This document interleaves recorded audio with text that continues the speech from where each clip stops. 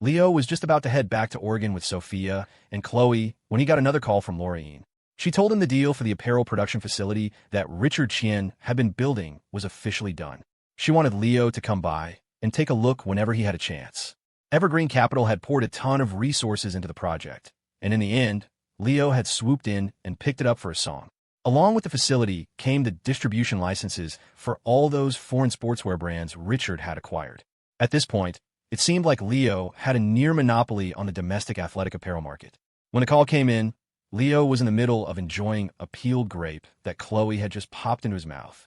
They were fresh from the fridge, cool and sweet. "I'll swing by tomorrow," he said into the phone. "There are a few things I want to talk to you about anyway." After he hung up, Chloe rested her head on his shoulder, her curiosity piqued. What did Laura want? Leo reached up and patted her cheek. The Mill District redevelopment is about to kick off, and the new Rush Sportswear campus is a cornerstone of that project. She's got a lot on her plate and wants me to weigh in on a few things. He didn't mention Evergreen Capital or her uncle. It was an unspoken understanding between them. No matter what had happened, Richard was still her family. Chloe just said, "Oh," her eyes curving into happy crescents. "Do you need me to go with you?" "Nah, don't worry about it," Leo said quickly, waving her off. "Aren't you and Sophia going to that high school reunion?" He added, "You don't want to miss that." The truth was, Leo had agreed to Laura's request precisely to find a way out of said reunion. Back in those reckless teenage years, everyone thought they were the main character. He could already imagine some of his old classmates clinking glasses with him, their cups held just a little bit higher than his. Maybe in a few years, after they'd all taken a beating from the real world, it would be different. Then they'd be all smiles and slaps on the back, calling him Leo, my man, and that would be something. Chloe, oblivious to his scheming, just said, "I don't have to go. It's not really that fun, anyway." No matter where she went, Chloe was the center of attention. It had been the same in high school. At every gathering, a crowd of people would swarm her, fawning and flattering. She was tired of it, of being put on a pedestal. Or maybe she just wanted to spend more time with Leo. But Leo, ever the killjoy, gently pushed her head off his shoulder. "Don't be silly. Your classmates would be heartbroken if you didn't show up." Sophia walked over just then, covering a smile with her hand. "He's right," she chimed in. "A lot of people are only going because you'll be there. They all think that since our Mr. White is bankrupt, they finally have a shot." She continued, her tone teasing. "And plenty of them are saying the only reason you had any success in the first place, Leo, was because you were mooching off her. The jealousy is real." "Sophia." Chloe pouted, giving her a gentle nudge. "That's not true." But Leo just nodded thoughtfully. "She's not wrong. If it weren't for Mr. Jiang's help, I'd be rich, but not this rich." He was genuinely grateful to Ethan Jiang. Their initial misunderstandings were trivial in hindsight. At the end of the day, Ethan had just been overly protective of his daughter. No father wanted to see his child get hurt. But eventually, he'd chosen a compromise. Maybe he'd realized that Chloe was only truly happy when she was with Leo. Chloe wrapped her arms around Leo's neck, leaning against him. "Do you know what my dad said about you?" Now Leo was curious. "Oh, what did he say?" Her smile was sweet. "He said that even without his help, you would have risen to the top in no time. He said your foresight is terrifying, almost like you can see the future, that you always know how to make the right move at the right time." Leo rubbed his nose, a sheepish grin spreading across his face. He wasn't embarrassed, just a little buzzed from the praise. Ethan Jiang was a titan of industry, a permanent fixture on the Forbes list and a regular feature in business magazines. For a man like that to give him such a glowing review? Thinking of him, Leo asked, "So, how did your family stuff end up getting resolved?" He remembered that trip to when Ethan had specifically taken Chloe to a family dinner. He noticed her bad mood afterward, but hadn't pressed the issue. Now that he thought of it, he brought it up. Chloe shrugged. "My dad gave up some of his assets. After everything that's happened, he's tired. And I don't think he's very optimistic about the future of any industry outside of real estate. He mentioned once that even he's afraid to go too deep into property development now. He said prices in some cities started climbing way too fast this year. A lot of developers got a taste of the money and started selling off their other businesses to pour more capital into real estate." Chloe kept talking, and Leo listened without interrupting. He knew better than anyone that for a long time to come, property values would be setting new records daily. But the developers, especially the big ones, would only sink deeper and deeper into debt. They'd develop one property, use it as collateral to get a loan from the bank, and then use that money to develop another. It was a vicious cycle, and if a single link in the chain broke, the whole thing would come crashing down. That was precisely why, even after acquiring Apex Construction, Leo had no intention of becoming an independent developer. With that kind of money, he was better off flipping condos in New York or L. A developer could go bankrupt, but the property values in major cities would remain stable. Leo thought about the future he remembered. The Jiang corporations hadn't been pretty. It had all started to go downhill right after Ethan stepped back. Was it possible that his being here, his second chance at life, hadn't changed that predetermined fate? He popped a grape into Chloe's mouth. Chloe. She was chewing on the grape when she heard him call her name. His tone was a little unusual. She looked at him, puzzled. What's wrong? Leo thought for a moment, then asked with a serious expression, if one day your uncles came to you asking for money to save the Jiang Corporation, would you help them? It was rare to see such a serious look on his face, but she answered instinctively, shaking her head. No. She let out a small sigh. If it really comes to that one day, then the company isn't worth saving. Right. Leo could hear the touch of melancholy in her voice. The Jiang Corporation was Ethan Jiang's entire life's work. No one wanted to see that day come. Leo gently stroked her hair, a silent gesture of comfort. If that time ever comes, just listen to your dad. Money can always be earned again. Your happiness is what's most important. Chloe had expected him to tell her to stay away from the company's problems. She hadn't expected this. She stared at him, at a loss for words. Sophia had been sitting quietly on the side, enjoying the drama. When Chloe stepped out to grab something, she leaned closer to Leo. You are such a smooth talker, you bastard. If Mr. Jiang lets go of the company and those vultures come calling for Chloe, what will you really do? The best part about summer was the minimal clothing, especially at home. Sophia was wearing a simple slip dress, her pale skin exposed. From Leo's point of view, sitting on the couch, the view was unobstructed and breathtaking. Leo swallowed hard. What will I do? It's none of my damn business. He smirked. Right now, the only business I'm interested in is you. With a gasp from Sophia, he swept her up into his arms and headed for the bedroom. Just then, Chloe walked back in, freezing at the sight. She stared wide-eyed and dumbfounded. What are you looking at? Leo grinned. Want to join? I have something to do. You two go ahead. Cheeks burning, she scurried away in a fluster. A cascade of giggles erupted from Sophia in Leo's arms. She jumped down, pulling the fallen strap of her dress back onto her shoulder. Chloe, let's go. Let's go for a walk. Forget him. Chloe started laughing too. Okay. Leo stood there, dumbfounded. He watched them disappear into their respective rooms. Were they really getting changed to go out? Sophia was faster. When she emerged, she'd swapped her slip dress for a t-shirt and jeans. She looked gentle and lovely, the image she usually presented to the world. Let's go. I made plans for us to have dinner with your parents tonight, she said to Leo. We won't get a chance to come back for a while. Leo's eyes widened.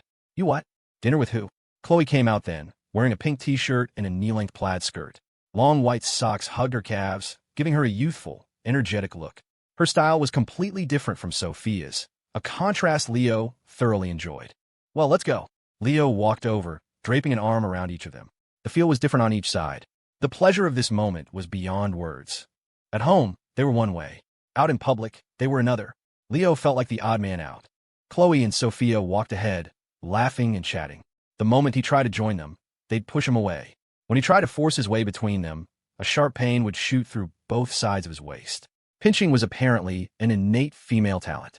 After a few failed attempts, he gave up. He'd just have to wait until they got home tonight to deal with them one by one. He was young. He had to stir up trouble while he still could. With that thought, he decided not to hold it against them. He'd had no idea about the dinner plans with his parents, David and Helen White. He'd been home a few times over the summer. At first, his mother had treated him like a king, doting on him endlessly. But after a few days, the novelty wore off, and she started nagging him for every little thing, like leaving a sock on the floor. Fed up, Leo had mostly stayed away. It was better to be treated like a treasure on rare visits than a weed underfoot all the time. Besides, he had two lovely girls to keep his bed warm and wait on him hand and foot. Life was good. But since they were leaving, it was right to see them. Because Sophia had called ahead, his dad had left work early. To this day, his parents still didn't know the truth about his supposed bankruptcy.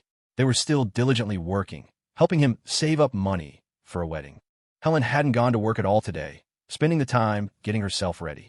She wanted to make a good impression on Sophia and Chloe. She hadn't even asked how Leo planned to solve his complicated love life. It was good for young people to live their own lives. It was just a matter of a wedding gift that was a headache. They probably couldn't afford one now. Maybe there wouldn't even be a wedding. Thinking of all the money she'd given out in wedding gifts over the years, she could only mutter that little rascal under her breath to vent her frustration. As the elders, Helen and David, arrived at the restaurant early to wait. When they saw Chloe and Sophia approaching arm in arm, they were still a bit dazed, despite being mentally prepared. How on earth did their son manage this? Curiosity aside, the smiles on their faces didn't falter. Chloe, Sophia. The girls sweetly greeted back, Aunt Helen, Uncle David. Leo, trailing behind, only got a meaningful glance from his mother before she whisked the two girls into the restaurant. Come on, let's eat. David stayed behind with Leo, slowing his pace to create some distance. What's your plan from here? He asked in a low voice. My plan, Leo repeated, then suddenly smiled. Isn't this great, just the way it is? Besides, who could bear to choose between Sophia and Chloe? David sighed, looking at the three of them ahead, chatting happily. Maybe it was for the best, just letting things be. But just then, Leo added, Dad, you should ask Mom later if she has any plans to quit her job and watch the grandkids. David stopped in his tracks. He turned and stared at his son in shock. What did you say? Nothing. Let's go. Leo felt that if he said another word, his dad might just throw him out of the restaurant. In his father's eyes, it was fine for Leo to be in a relationship. Even getting married wasn't out of the question. But having kids? That was horrifying. To him, Leo was still just a kid himself. Ahem. David cleared his throat, his expression grave. You're all still in college. Be responsible. A man has to have a sense of duty. You can't ruin their reputations. Seeing his dad's serious face, Leo just gave a sheepish grin. Don't worry, Dad. I know. Then wait until after you graduate to talk about this. David glared at him. So you really are planning on it? Leo chuckled. It was bound to happen sooner or later. He was just giving his dad a heads up. Come on. They're going to finish all the food, he said, pushing his dad toward their private room. When they entered, they saw Helen taking 2 boxes out of her purse. Each contained a beautiful jade bracelet, which she presented to Chloe and Sophia. Well, look at that. Everything comes in pairs, Leo quipped. How festive. Mom, where's mine? No matter his age, Leo was always a smart aleck in front of his mother. All he got in return was an eye roll. You want a knuckle sandwich? Leo quickly waved his hands. No, I'm good. Helen ignored him, turning to the girls with a stern but loving warning. From now on, if he dares to make you feel wronged in any way, you just watch how I'll deal with him. Both Chloe and Sophia were so easy to love. With that gesture, Helen had officially accepted the reality of their situation. Laura Ian, dressed in a sharp business suit with a pencil skirt that showed off her long legs wrapped in black stockings, poured Leo a cup of coffee and sat down across from him. The production facility and the Rush Sportswear campus are projected to be completed this year and operational by next year, she reported. But before that, there's something I need to confirm with you. Leo, his eyes glued to a computer screen, just grunted in acknowledgement. Laura sighed softly.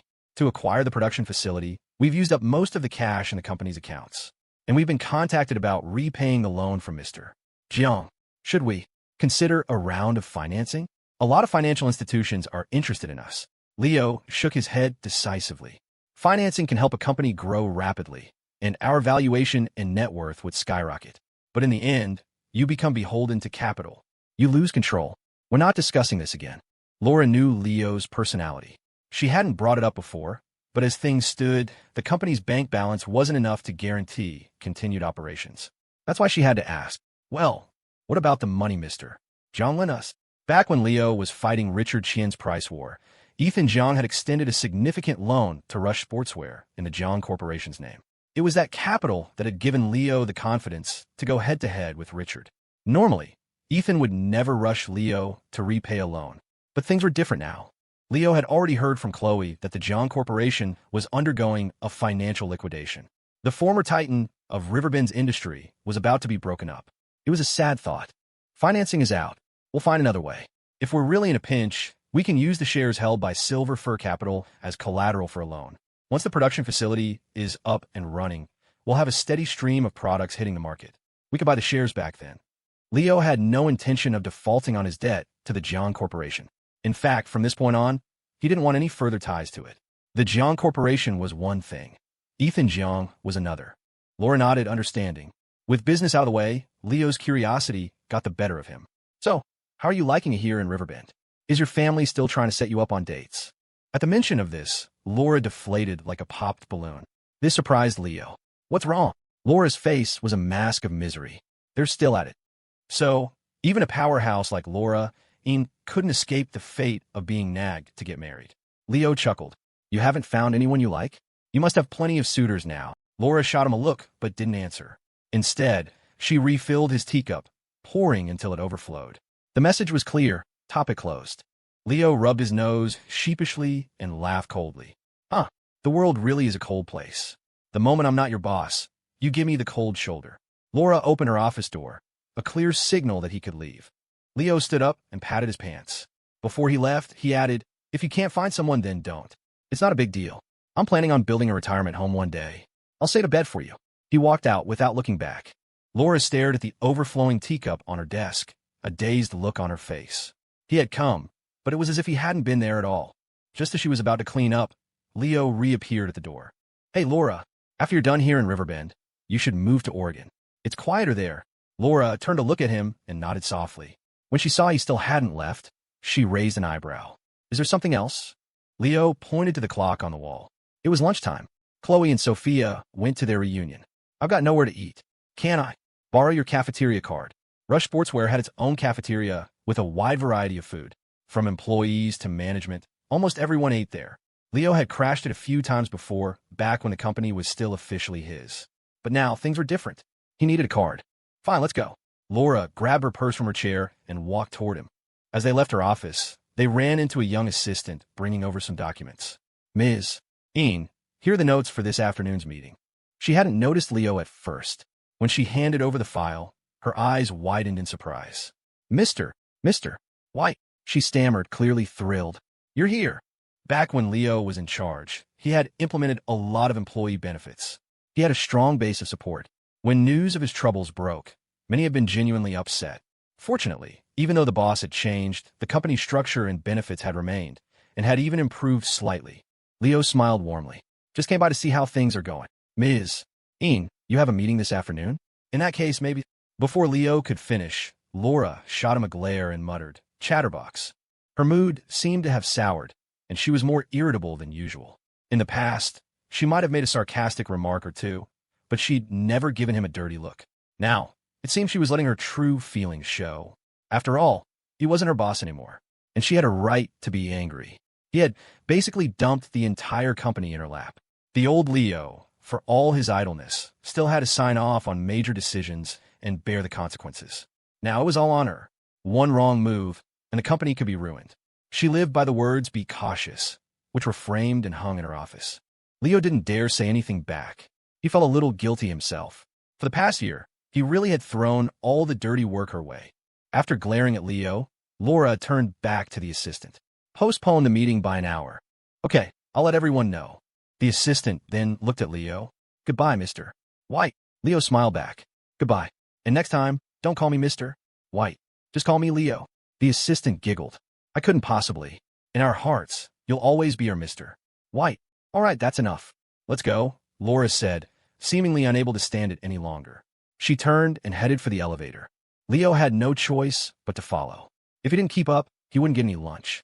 The cafeteria was crowded, but as a company executive, Laura had access to a private kitchen and didn't have to wait in line. As they walked, employees greeted her with a respectful Ms. Ian, to which she would give a slight nod. When they saw Leo with her, some of the newer employees started whispering. Who's that guy? I've never seen him before. I thought Ms. Ian was single. Could it be? No, that's not right. He looks younger than her. Is that her brother? A moment later, someone nearby leaned in to explain. Stop guessing. That's our old boss, Mr. White. He built this company from the ground up. It's just a shame what happened. Leo was still eating in the cafeteria when he got a call from Sophia. She said they were coming to find him. Weren't you guys at the reunion? Sophia's reply was blunt. We ate, so the reunion's over. It wasn't that interesting. But Mr. Schultz kept talking about you. Leo was taken aback. Seriously? To be fair, back when he was in school, Mr. Schultz had looked out for him, even though Leo had been a troublemaker who frequently got lectures. Even after graduation, whenever they met, the old teacher would still tease him. Chloe chimed in from the background. It's true. He said if he could get in touch with you, he wanted to tell you not to lose heart, that you're still young and can start over. Good news travels slow, but bad news has wings. The story of Leo's bankruptcy was known by everyone. Some were enjoying the spectacle, but others were genuinely worried. It was a test of true character. After hanging up, Leo went back to his meal. Across from him, Laura had already finished. She glanced at her watch. I have to go to a meeting about planning the fourth quarter strategy. Do you want to sit in? Leo waved his hands frantically. No, thank you.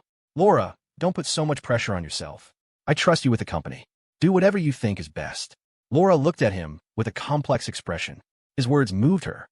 With that level of trust, she couldn't possibly let the company fail. But her good mood lasted all of 3 seconds. Leo's voice turned soft and syrupy. Of course, if you run it into the ground, I'll just have to sell you to pay off the debts. Ouch! Laura's stiletto heel stomped down hard on Leo's foot. He yelped, hopping up and down while clutching his injured limb. Are you crazy? She just gave him a cool, detached look, then turned and walked away, leaving him with nothing but her haughty silhouette. Leo left the building and checked the time, estimating when Chloe and Sophia would arrive. He went to buy a few popsicles. Sometimes when you've been together for a long time, you develop a kind of telepathy. The moment he paid, he saw Chloe's Land Rover pull up to the curb. Leo walked over and instinctively got into the back seat.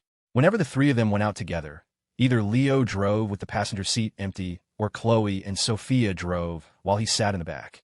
It had become a habit. The back seat was better. It was quiet. In the car, he listened to them talk about the reunion. A year had passed, and everyone had changed, more or less. Girls who used to only wear school uniforms were now dressing up. People who'd had crushes on each other were now openly flirting. Chloe, as usual, had been the center of attention, politely fending off all the advances. Do you know what I said? Chloe asked Leo, her tone practically begging him to ask so she could show off. Leo was happy to play along to make her happy. Oh, what did you say? Hee, she giggled. I told him I have a boyfriend. Everyone was guessing it was you, and I didn't deny it. Tee. She looked smug, then lowered her voice. Leo. If we could go back to high school, would you still ask me out? In Chloe's mind, her public rejection of his confession back then had left a scar. After that, he'd never said anything like it again. Some opportunities, once missed, were gone forever. The reason she told him she'd admitted to having a boyfriend at the reunion was her way of telling him that the answer she hadn't given back then was now a yes. A publicly broadcasted yes. Go back. Leo shook his head quickly. No way. I wouldn't want to go through all that again. There were too many variables, too many things that could go wrong. For Leo, the life he had now was the best it could possibly be. The smile visibly faded from Chloe's face. But then Leo added, compared to going back, I'd much rather see our future. Yeah. Chloe's cheerful voice returned. In the passenger seat, Sophia listened quietly, a sweet smile on her face. That's right, she thought. The past is for memories. The most important thing is that we have a long, long future ahead of us. Now that things are settled here, should we head out this afternoon? Sophia suggested, turning to look at Leo with a mischievous glint in her eye. Back to campus. We can even go welcome the new freshman. The one who knew Leo best would always be Sophia. A sly grin spread across Leo's face. Let's do it, Chloe pouted. You bastard, no. You can't go corrupting all those innocent young girls. Oh, Leo's smile turned wicked. So, I can't corrupt the innocent young girls, which means I can corrupt the worldly, experienced ones. Chloe panicked. If she weren't driving, she probably would have jumped on him and covered his mouth. That's not what I meant. You can't corrupt anyone. She pulled the car over to the side of the road and turned to glare at him. But when she saw his teasing, half-smiling expression, her bravado fizzled. If you have to corrupt someone, corrupt Sophia. She's easy to bully. Sophia had been happily eating sunflower seeds, enjoying the show. Now the spotlight was suddenly on her. But she didn't back down one bit. Yes, I'm very easy to bully. She winked at Leo. Tonight, when we get back to Oregon, let's lock Chloe out so you'll have an easier time corrupting me. Leo stroked his chin, pretending to think. After a moment, he snapped his fingers. Great idea. It's decided. No way. Chloe whined. The thought of being left alone outside terrified her. Even though she knew they were joking, the idea was still scary. I'm easy to bully too, she said quickly. Leo couldn't hold back his laughter. All right, let's go home and pack. Okay. As it turned out, Leo wasn't the only one with that idea. Shanxia was already back on campus, having signed up as a Welcome Week volunteer. The freshman hadn't even arrived yet, but he was already fantasizing about meeting a girl whose eyes would be filled with nothing but him. He'd even thought of names for their future children. As for Mark Leong, he hadn't left campus all summer. The food delivery platform they had created was thriving with Leo's help. They'd made a decent amount of money and had even attracted attention from several venture capital firms. When the news of Leo's financial troubles first broke, they had considered selling the platform to help him out, but Leo had refused. It was their baby, after all. Chad Xiong had also returned to campus early to see his girlfriend. He hadn't even bothered going to the dorm, instead renting an apartment off campus with plans to move in with her permanently. A 4-man suite becomes a 2-man suite. The 4 of them were eating at a restaurant off campus. After a couple of beers, Mark was laughing. Not gonna lie, it's pretty sweet. Yeah, now you and Shane can do whatever you want in there without having to hide it, Chad boomed. His voice was so deep and gruff that even though he was joking, it didn't sound like it at all. Don't even. Shane gagged, waving him off. If I had a choice, I'd be living off campus too. It's not like I haven't been trying to find a girlfriend. On that subject, Shane deflated like a punctured tire. A year ago, when they were all freshmen, he had been the most vocal about his plans to find a gorgeous, low-maintenance, sweet but simple girl. But he'd had zero success, forced to watch as Leo and Chad found their respective paradises. All he could do was curse them as a disgusting couple, only to turn around and greet their girlfriends with a sycophantic, "Hey sis." He shot a resentful look at Leo. I just hope none of the rich, beautiful freshmen this year are already taken. A year ago, Chloe's arrival had stunned the majority of the male student body. Not only was she beautiful, but she had also made a grand entrance in a huge Land Rover. At first, people thought she was just showing off. But once they found out she was the princess of the Jiang Corporation, they realized the Land Rover was actually a modest choice. With her family background, it wouldn't have been surprising if she had shown up with 7 or 8 maids in tow. And this untouchable goddess was always acting like a docile little bird in front of Leo. Countless hearts were shattered on the spot.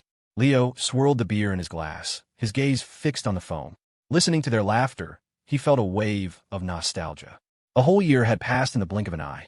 "Shane, are you heading to the bus station or the train station?" Leo asked suddenly. The volunteer assignments were out.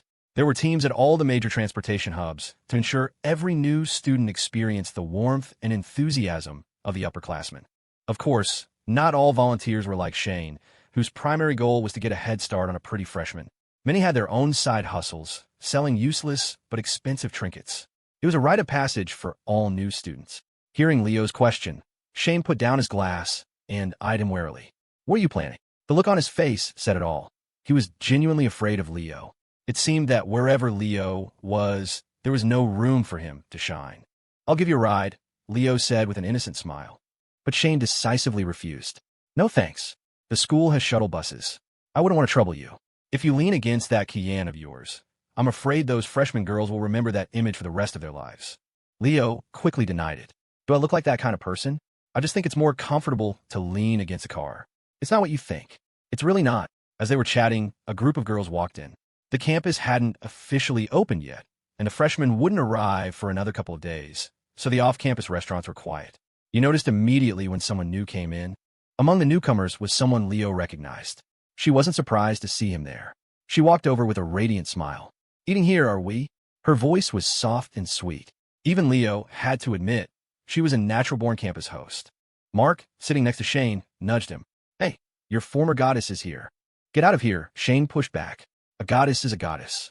Why do you have to add former to it?" Shane was the type to move on easily. In his own words, he'd pursued many girls over the past year, and although he'd failed every time, he still greeted them when he saw them. He was all about being able to let things go, so he wasn't bothered by Mark's teasing. "Yvonne, you guys are eating here too?" Shane asked. "We're halfway through, but if you don't mind, you can join our table." It was just a polite, throwaway comment. He never expected Yvonne Yuan to actually agree. But reality slapped him in the face. "Of course we don't mind," Yvonne said, promptly sitting down right next to Leo. The table wasn't big enough, so the restaurant owner brought over another one to push them together. The other girls with Yvonne sat down, and what was once a small table for 4 instantly became a square table for 8. As for why Yvonne chose to sit next to Leo, everyone was curious, but they were tactful enough not to ask. With more people, Shane asked the owner for a menu to order more food. Yvonne and her friends weren't uptight. They were friendly and started chatting with everyone. They learned that the girls had come back early for the Welcome Week concert, which Yvonne was in charge of organizing. Leo looked at her in surprise. "You can do that." Yvonne looked smug. "I have many talents. You could discover them one by one." As she spoke, she placed a piece of food in Leo's bowl. Now, everyone was even more curious. If they didn't know Leo's girlfriend was Chloe, they would have started gossiping for sure. "As long as it's not at Sunrise Point," Leo said lightly. Yvonne froze. She replayed his words in her mind, and when she understood, She shot him a glare. It's not. Oh, right, Leo, Yvonne said, seeming to intentionally change the subject. Her eyes curved into crescents as she looked at him. There's something I need you to discuss with Chloe. No, Leo refused without even looking up. It was definitely not anything good. But Yvonne wasn't giving up. She switched to a playful, almost pleading tone, slipping into a slight southern drawl. Come on, Cher. I just need Chloe to help co-host the Freshman welcome concert. She did it last year. She knows the ropes. Leo put down his bowl and looked at her. He had to admit, a girl from Louisiana with a bit of an accent was dangerously charming. Then you ask her yourself? She should be here soon. Hearing that Chloe was on her way, the expressions on everyone's faces became even more priceless. By the time Chloe arrived, their meal was nearly over. They had all drunk quite a bit. Shane and Mark were sprawled out, and Chad was in a drunken haze, holding his phone to his ear and talking nonstop, though a closer look revealed the call had never connected. Leo was leaning back in his chair, his eyes still open. Beside him, Yvonne had found a wet towel somewhere and was gently wiping his face. Of her group of friends, she was the only one left. She froze when she saw Chloe, unsure what to say. Fortunately, Chloe didn't seem to want an explanation. She went to pay the bill first, then used Leo's phone to call Spike and arrange for a few guys to come help get the 718 boys home. Are you okay? Chloe asked, her tone clipped. She kicked his chair, but it didn't budge. Leo heard her clearly and wanted to answer, but his head felt incredibly heavy. The world was spinning. He couldn't speak. He managed a slight shake of his head, but even that small movement made his stomach churn. Yvonne, seeming to be used to this, quickly pulled over the trash can. How much did he drink? Chloe asked, frowning. Yvonne bit her lip and pointed to the several large, empty boxes of beer bottles by the table. A lot. Chloe sighed. Yvonne, are you heading back to the dorm, or? I rented a place off campus. Yvonne thought Chloe was telling her to leave. Perhaps turning a blind eye to what had just happened was the most tolerance she could offer. She knew she could never compare to Chloe. I'll get going then, she said. I'll leave him to you. Yvonne stood up to leave, but Chloe stopped her. Could you please help me carry him? Yvonne was stunned. Chloe explained. He's too heavy. I can't move him on my own. And Sophia isn't here. So I have to ask you for help. If you have something else to do, you can go ahead. Yvonne quickly waved her hands. No, it's no problem. Chloe grunted in affirmation. She leaned down and gave Leo a light flick on the forehead, as if venting her frustration. After that, she pulled one of his arms over her shoulder. Let's go. Leo heard her. He staggered to his feet and nearly fell, but Chloe was there to support him. Yvonne saw this and quickly grabbed his other arm, and together they managed to steady him. Leo couldn't remember how he got home. All he knew was that when he woke up the next day, he was naked. He sniffed himself and caught the faint scent of shower gel. The room was familiar, so he wasn't alarmed. He threw on some clothes and went out. The TV in the living room was playing a morning show. He could hear people chatting in the kitchen. Leo walked over and saw Chloe and Sophia busy cooking. When Chloe saw him, she pouted and didn't say a word. Sophia laughed. Oh, you're awake. She then teased. I heard a certain senior almost took you home last night. At this, Chloe chimed in with a snarky tone. It's all my fault. If I hadn't gone, a certain someone could have. Ouch. Why did you hit me? Before Chloe could finish, she felt a sharp smack on her behind. She glared at the culprit, her expression adorably indignant. I wouldn't have been drinking if I didn't know you were coming to pick me up, Leo said calmly. Chloe's anger was mostly for show. Hearing his words, she couldn't keep up the act any longer. Her heart fluttered with happiness, and she whined, You're the worst. Seeing her like this, Leo marveled at how easy it was to appease a young woman. Sophia was making breakfast. For the three of them, it was simple. Egg sandwiches were enough. She was used to their bickering and just handed Leo his portion. Eat up. Leo didn't hesitate. He took it and, without a second thought, took a large bite. Tastes great, he praised. From now on, why don't you handle breakfast in our house? Sophia shot him a disgusted look. That's men for you. You swore up and down that you'd be the one cooking from now on, and now what? Leo blinked, trying to remember. He looked at them, uncertainty. Did I? Yes. Chloe was the first to answer. Sophia buys the groceries, you cook, and I do the dishes. The roles are clearly defined. There's no room for a fourth person. A few dark lines appeared on Leo's forehead. He said nothing and walked out of the kitchen. So what if there's no room at home? There's always room outside. He didn't dare say that out loud, of course. He'd get beaten. No one stays young forever, but there are always young people. Every year at the end of August, the train station was especially lively, a sea of sun umbrellas. It was a festival reserved for the young. Nearly every university in the region had sent volunteers to welcome the new students. At the University of Oregon's welcome station, Shane was all smiles, chatting enthusiastically with the freshmen waiting for the bus. He was a natural extrovert, able to strike up a conversation with anyone. In just a few minutes, he had become the helpful senior in the eyes of the new students. One of them couldn't help but ask, "Senior, I wanted to ask, who are the two girls on the cover of our university's brochure and website? What department are they in?" At his question, nearly everyone, especially the boys, perked up their ears. Another chimed in doubtfully, "I was wondering the same thing. Is it possible they just used a stock photo?" At this, Shane took a swig of water, his energy renewed. "What stock photo? They're real. One is Chloe Jiang, and the other is Yvonne Yuan. You should be able to see them soon. They're hosting the welcome concert this year." He paused, and seeing their interest, he quickly poured cold water on them. "Don't even think about it. Chloe has a boyfriend, and he's my roommate." "What about Yvonne?" someone asked, while others fell silent.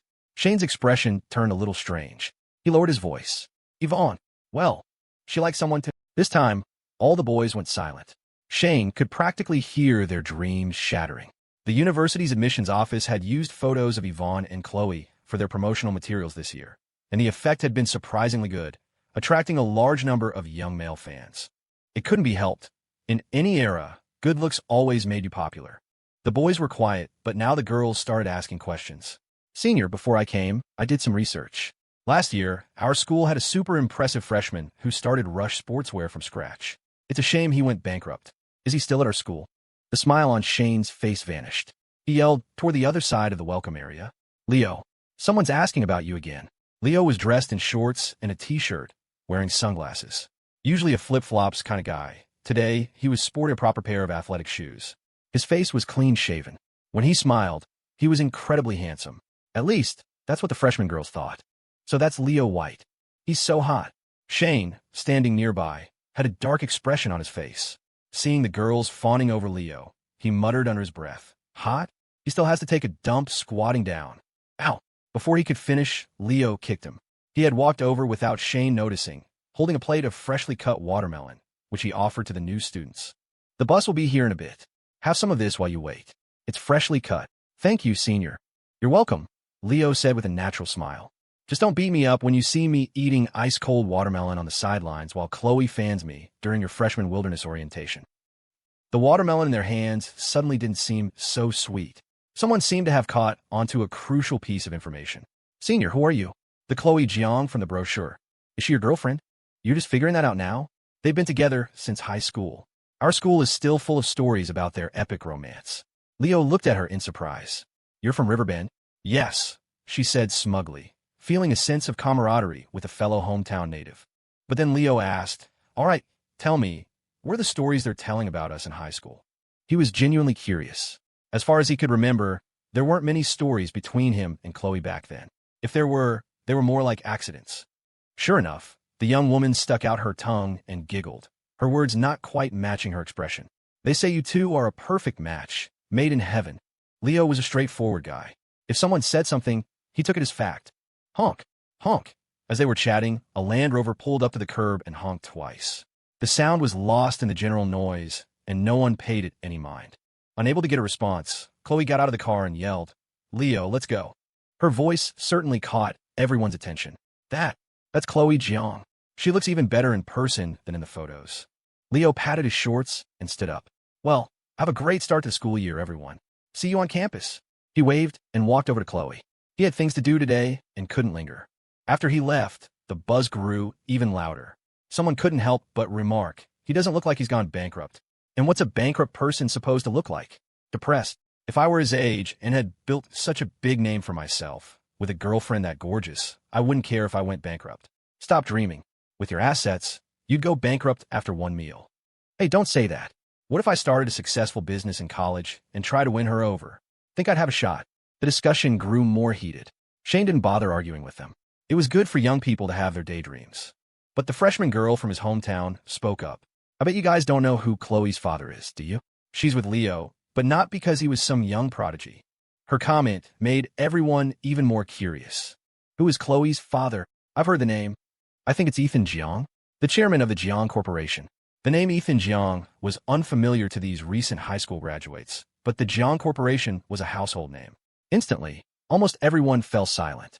Someone, after recovering from the shock, said something astounding. Does that mean, if you could win her over, you wouldn't have to work for the rest of your life? Shane couldn't listen anymore. Look at you, with no ambition. You're young. Can't you have a little energy and a dream? For example, you could learn from me and start a food delivery company first. My dad offered to help me fight for a portion of the Jiang Corporation's assets, but I refused, Chloe said as she drove. He only kept a few properties and malls for himself. The rest he gave to the family. After all this, I don't think we'll have any contact with him again. And just as I didn't take anything from the Jiang Corporation, I won't give them anything of mine. Chloe's tone was firm. That was her bottom line. Most of what was in her name belonged to Leo, anyway. In her eyes, there was no real difference between what was hers and what was his. Leo nodded. He wasn't particularly interested in their family drama. Perhaps this was the best outcome. From now on, the Jiang Corporation was the Jiang Corporation, and Chloe was Chloe. If the company fell, it had nothing to do with her, and the assets she now held were more than enough to ensure she could live in luxury for several lifetimes. I have to go to the school later to rehearse with Yvonne. Do you want to come? After finishing with family matters, Chloe asked. Leo thought for a moment, then made a suggestion. Why don't you rehearse at our place? The offices at school are so hot. Chloe immediately pulled the car over and stopped, glaring at him. In your dreams. Leo didn't respond. He just closed his eyes and leaned back against the seat. Just take me home. You can go by yourself. Chloe nudged him, perhaps afraid he was angry. But he grabbed her hand. You actually yelled at me. I'll deal with you tonight. Hearing the words deal with you, a faint blush crept onto Chloe's cheeks. She gave a meek okay, pulled her hand back, and started driving again. She dropped Leo off downstairs and parked the car. I'll call you when I'm done.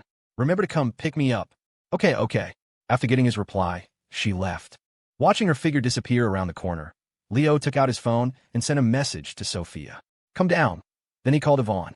Chloe's on her way. Find a way to keep her busy until after 8 tonight. He ended the call with Yvonne just as Sophia came downstairs. What's going on? So mysterious. Leo smiled. I'm taking you somewhere. A place just for the two of us. If Chloe was the youth he could never let go of, then Sophia was the rest of his life he could never abandon. And since she was the rest of his life, she deserved a piece of beauty that was uniquely theirs. Sophia never seemed to refuse Leo. Since he wasn't telling her, she wouldn't ask. She would just get in the car and go with him. What was the worst that could happen? He'd take her somewhere and sell her? Even if he did, she'd make sure to count the money for him first. The car left the city, and the scenery outside the window shifted from towering skyscrapers to winding rivers and sprawling fields. The region wasn't mountainous, offering a wide, open view. The second crop of rice was a vibrant green carpet stretching across the land. Sophia opened her window, letting in a wave of warm air mixed with the unique, sweet scent of the rice paddies. After a long drive, Leo finally stopped in front of a house. It looked newly built, a 3-story modern home with a large courtyard. Over the fence, she could see the top of a tall osmanthus tree. Let's go. Leo got out of the car, holding a set of keys. Sophia had a feeling she knew what was happening. Her heart began to beat inexplicably faster. She followed him to the courtyard gate.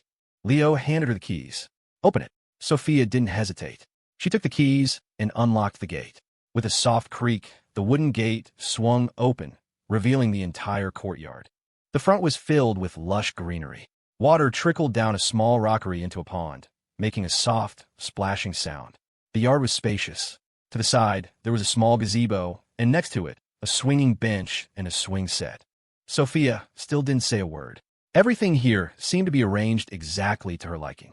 Leo let go of her hand and pushed open the front door of the house. The moment it opened, Sophia gasped, covering her mouth, unable to believe what she was seeing. Leo walked in casually, grabbed a suit that was laid out, and went to change. When he came out again, he was holding a bouquet of fresh flowers. He handed them to Sophia, then pointed to a pristine white wedding dress hanging in a room. Try it on, he said softly. See if it fits. His words finally snapped Sophia back to reality. She nodded numbly and walked toward the dress. Her delicate, pale fingers trembled as she gently touched the sparkling crystals on the gown. A wedding dress. What girl hadn't dreamed of one day wearing a dress she loved, holding the hand of the man in her heart, and walking into a hall that belonged only to them? Sophia had never mentioned it to Leo, but that didn't mean she hadn't thought about it. The dress had a long train and was difficult to manage. Leo clapped his hands, and several people entered the courtyard. Ing and Gabby had been waiting for a while. They came over to help without a word. Sophia still seemed to be in a state of shock. Leo whispered in her ear, "Since we're here, why don't we take our wedding photos later?" Sophia bit her lip, lost in thought. After a moment, she looked up at Leo, her eyes shining. "I thought this would never happen for me." Her long eyelashes fluttered, and a mist began to form in her eyes. Leo gently placed his hand on her cheek, wiping away a tear that had escaped. "Our life together is long. This is just the beginning." Sophia nodded firmly and followed Gabby and the others into the first-floor dressing room. While Sophia was changing and getting her makeup done, Leo went up to the rooftop. He leaned against the railing, his hands resting on it, taking in the vast expanse of rice fields. Leo. He didn't know how much time had passed. He heard Sophia's voice behind him and turned. He froze on the spot. Seeing his stunned expression, a hint of shyness appeared in Sophia's eyes. "You idiot!" Leo snapped out of it and walked toward her. The wedding dress fit her perfectly, outlining her figure flawlessly. The neckline rested just below her shoulders, revealing her pale skin and delicate collarbones. Lace adorned the bodice, tracing the line of her impressive cleavage. Sophia was already beautiful, with smooth, delicate skin. The makeup was minimal, just a touch of eyeliner. "Is it beautiful?" she asked, even though she had already seen the answer in his eyes. "Of course," Leo replied. He leaned in close to her ear and whispered something. A blush spread across Sophia's already rosy cheeks, making them even redder. But she wasn't timid. She wrapped her arms around his neck. "Yours. It's all yours. In this dress, I'm yours. Without it, I'm still yours. From now on, I am yours and only yours." After she spoke, she tilted her head up and kissed him on the lips. "My dearest Mr. White," she said, her voice soft, "may I invite you to accompany me downstairs for a wedding photo?" Leo gently pinched her nose. "Wrong name. Not going." Sophia's eyes sparkled with laughter. Her voice was playful as she called out, "Bye." "Yes." Leo answered immediately. He swept her up into his arms and carried her downstairs. Fortunately, Sophia was light, and Leo was no frail scholar. He carried her without any strain. The photo studio had already been set up, and the photography team was waiting. The female photographer, who had been chatting with Gabby and the others, quickly moved out of the way when she saw Leo carrying Sophia down. She snapped a picture with her camera. "Your boss is so romantic." Ing chuckled. "He is. But Sophia deserves all the romance in the world. All right, let's shoot the indoor photos first. We have to do the outdoor ones later. And these photos are not to be shared. After we shoot this set today, there will be another one in a while." The photographer didn't think much of it, assuming the other set just meant a change of scenery. "Okay," she agreed immediately. Sophia and Leo were both very photogenic. The shoot went smoothly, and they got through several outfits in just a couple of hours. "You guys can take Ms. Zhang home. We'll leave on our own later," Leo told Ing and the others after the shoot was over. Ms. Zhang was the photographer. Her team consisted of just 3 young women, so Ying's car had enough room. "Okay, Leo, I'll bring you the photos when they're ready." After Leo grunted in agreement, they began to pack up their equipment. Sophia was still wearing the wedding dress, having only taken off the veil. In that moment, she looked both noble and innocently romantic. After everyone had left, Leo and she went to the gazebo in the courtyard. The pond below, it was home to several koi fish. Sophia fed them for a while, then ran over to the swing set. Up. When Leo came up behind her and gently pushed the swing, she spread her arms wide, closed her eyes, and felt the wind. "This is so nice. It's so good to have you. Let's go." As evening fell, Sophia changed out of her wedding dress and back into her clothes. As she walked out of the courtyard gate, she seemed reluctant to leave, her gaze lingering on the house. In her heart, she had already accepted it. This was her home now, not just a house to live in, but a place of belonging. A belonging with Leo. Lost in thought, Sophia took a deep breath, pulled the gate shut, and locked it before turning to Leo. Even if she didn't ask, he knew what she was thinking. The scenery here is great, and it's relatively easy to get to. There's a river nearby. We can go fishing. Behind us is a hill full of fruit trees. I bought the whole thing. The land in front is all ours. If you want to plant some vegetables, go for it. If not, that's fine too. It's all good. And what's even better is no one knows us here. Sophia nodded firmly. That's right. No one knows us here. That meant fewer problems. From now on, Leo wouldn't be some celebrity. He could just be a simple farmer, and that would be wonderful. What about Chloe? It's very quiet here. Are you sure she'll like it? Leo smiled faintly. She'll love it. I promise. Sophia fell silent. It was true. Wherever Leo was, Chloe would be happy. Just like her. Get in the car. Leo opened the passenger door for Sophia. After she was settled, he got into the driver's seat. It was over an hour's drive back to the city. They couldn't delay any longer. Yvonne had already sent a message saying she was running out of excuses to keep Chloe occupied. Sophia was unusually happy today. She sang for the entire drive back. When they reached her apartment building, she leaned over and kissed Leo on the cheek. "Go on, you player," she said playfully. "Get back to your business." She had learned the word player from him and was now using it on him. It didn't feel out of place at all. Leo rolled his eyes but didn't say anything. He watched her go upstairs before driving to the university. Students were starting to return to campus in droves, especially the freshmen, who were curious about everything. Before arriving, many had already browsed the university forums and knew some of the campus gossip. Chloe's Oregon-licensed Land Rover was one of the hot topics.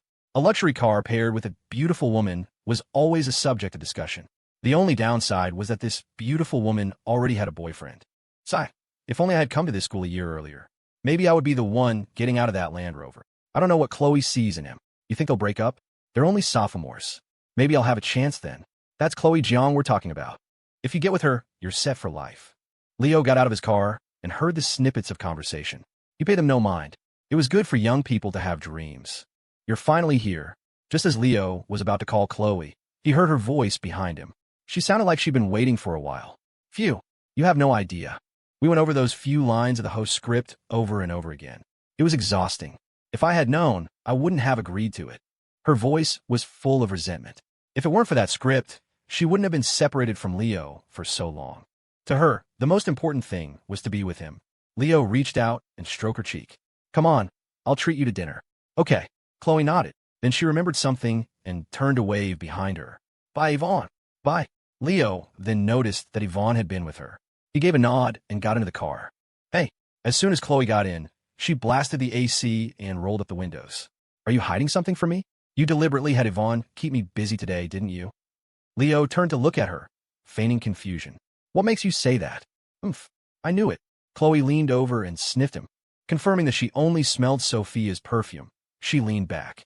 Those few lines of the script didn't need that much rehearsal. "I wanted to leave a long time ago, but Yvonne kept making up lame excuses to stop me." Leo stroked her hair, which earned him a pout. "You're messing up my hair." "It's fine, I'll comb it for you." "No way, you're too rough." "You sure?" Leo teased. Chloe hesitated. After a moment, she said, "Maybe. We could try again." Leo laughed and started the car. When they got home, Sophia was busy in the kitchen.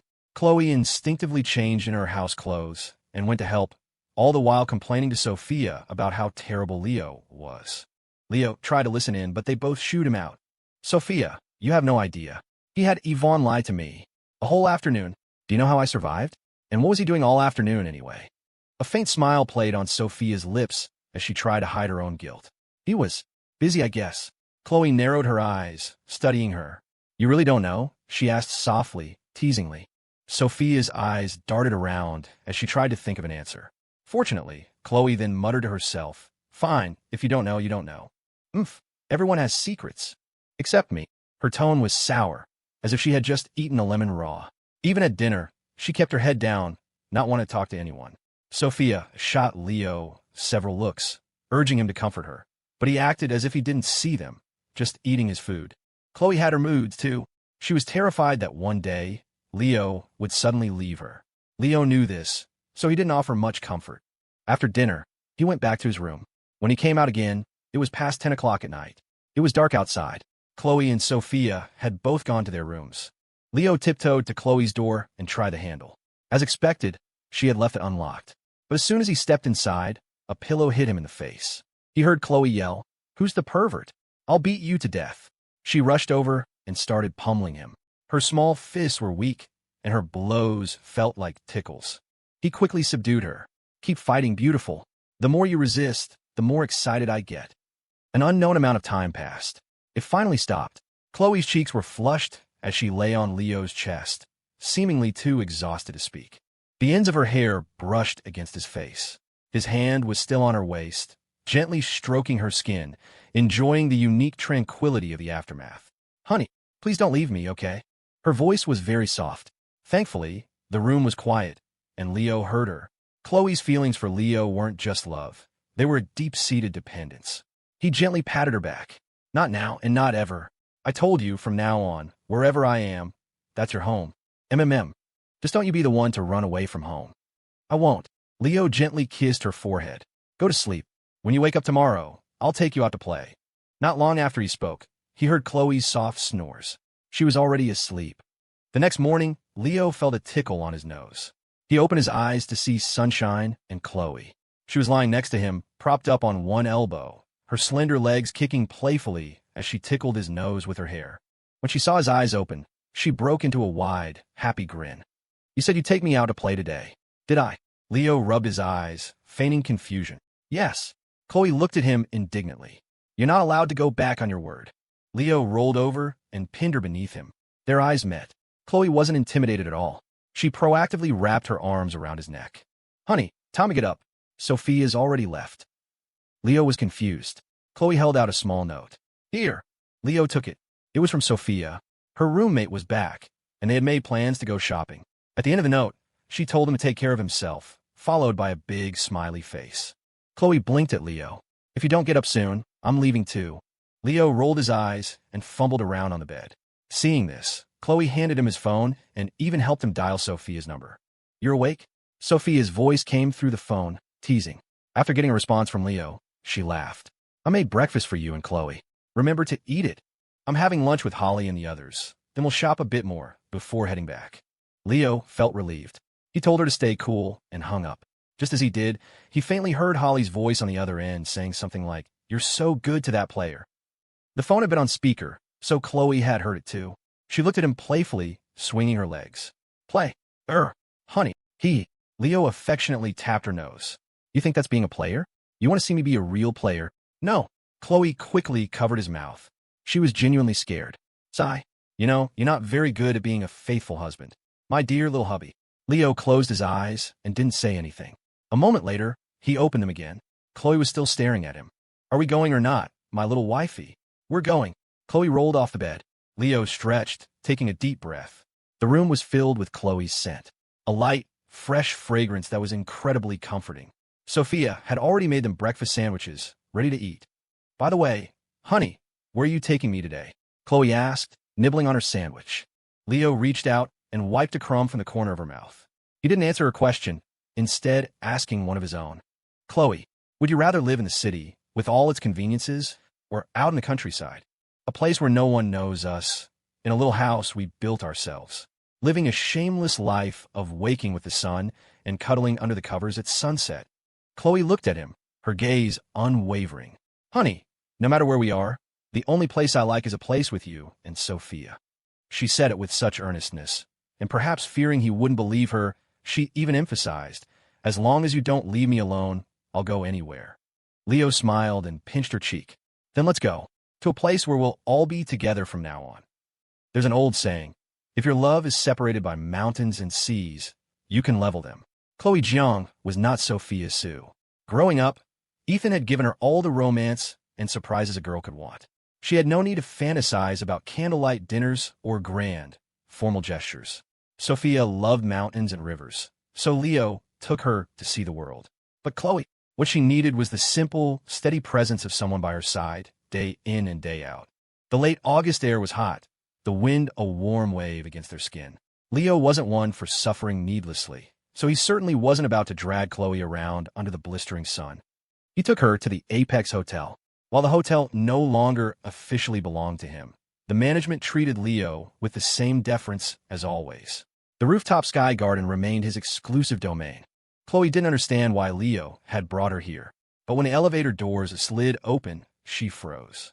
The entire space was adorned with fresh flowers, their fragrance filling the air. A plush red carpet had been rolled out over the stone pathway. On either side of the carpet, balloons and framed photographs of her from years past were hung. They were all pictures Ethan had taken, moments Leo had specifically asked for.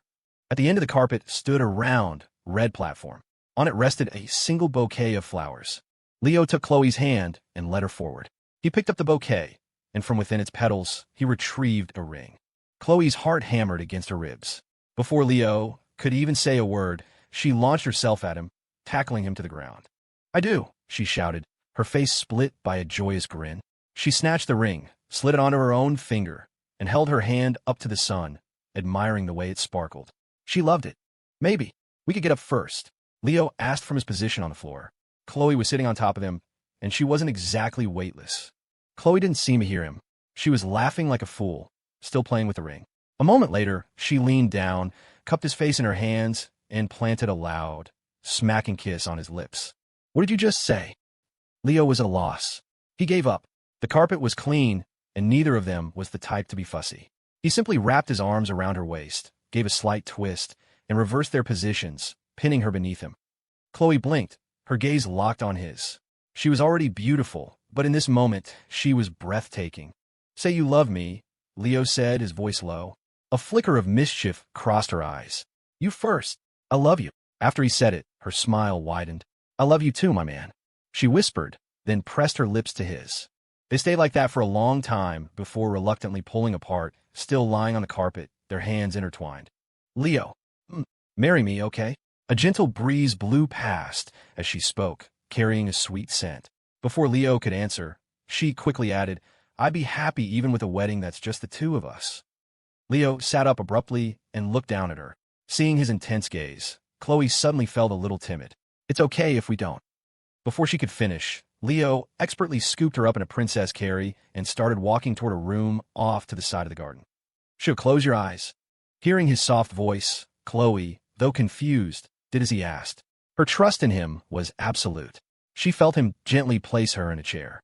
Before she could ask what was happening, he untied her hair. It felt like he was actually brushing it.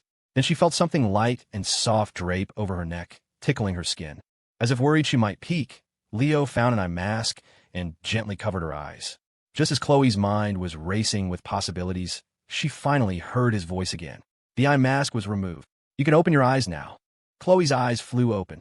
The first thing she saw was her own reflection in the mirror, wearing a bridal veil. Her vision instantly blurred with tears. On a clothing rack behind the vanity hung a pristine white wedding gown. Leo had prepared everything. Coming back to her senses, Chloe let out a series of ecstatic, frantic screams. You jerk! Are you trying to make me cry to death right here? She said, her voice a playful, choked sob. Leo gently wiped away the few tears that had escaped. How could I ever let that happen? He leaned in and kissed her forehead. They both stared at their reflections.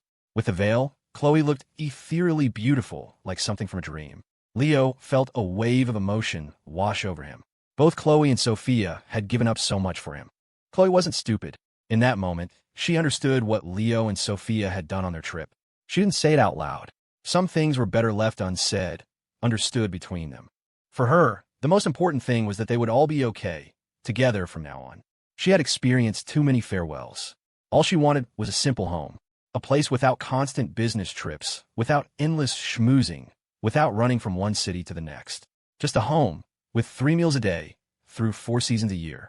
From the moment Leo had transferred all his assets to her name and handed them over to a management team, it was as if he was telling her that from now on, all his time was for her. It was for them.